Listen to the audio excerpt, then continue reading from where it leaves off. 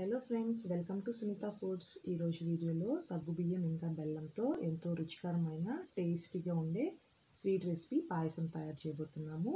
నేను పర్ఫెక్ట్ కొలతలతో ఈ పాయసం తయారు చేస్తున్నాను. సగ్గుబియ్యం ఇంకా బెల్లం హెల్త్కి చాలా మంచిది కాబట్టి నేను ఈ కాంబినేషన్లో చేస్తున్నాను. మీరు కూడా ఈ రెసిపీని ట్రై చేయండి, టేస్ట్ అనేది చాలా బాగుంటుంది. ఇప్పుడు పాయసం తయారీ విధానం చూద్దాం.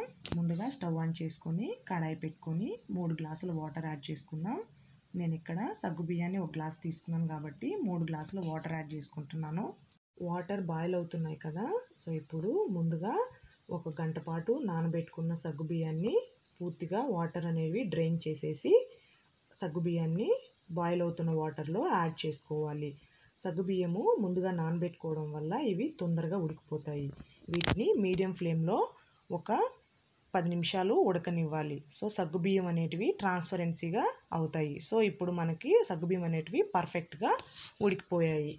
ఇప్పుడు మనం ముందుగా కాచి చల్లార్చుకున్న 2 గ్లాసుల పాలని ఇప్పుడు ఈ సగ్గుబియ్యంలో యాడ్ చేయాలి. నేను ఇక్కడ 1 గ్లాస్ సగ్గుబియ్యానికి 2 గ్లాసుల పాలను యాడ్ చేస్తున్నాను. మీరు కావాలంటే ఇంకొక గ్లాస్ కూడా యాడ్ చేసుకోవచ్చు. ఇప్పుడు ఈ సగ్గుబియ్యం పాల మిశ్రమాన్ని ఒకసారి కలిపి మీడియం ఫ్లేమ్లో ఓ పొంగు వచ్చిందాక బాగా ఉడకనివ్వాలి. మనం ఇక్కడ పాయసం బెల్లంతో తయారు చేసుకుంటున్నాం కాబట్టి ఇప్పుడు జాగరీ సిరప్ ఎలా తయారు చేయాలో చూద్దాం.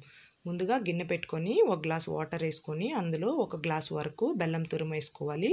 నేను 1 కప్పు సగ్గుబియ్యానికి 1 గ్లాస్ బెల్లం తురుము వాడుతున్నాను. మీరు కావాలంటే ఎక్కువ తక్కువ వాడుకోవచ్చు. సో జాగరీ మెల్ట్ అయిన తర్వాత మన షుగర్ సిరప్ రెడీ అయిపోయింది. ఇప్పుడు దీన్ని ఉడుకుతున్న సగ్గుబియ్యం పాల మిశ్రమంలో యాడ్ చేసుకోవాలి.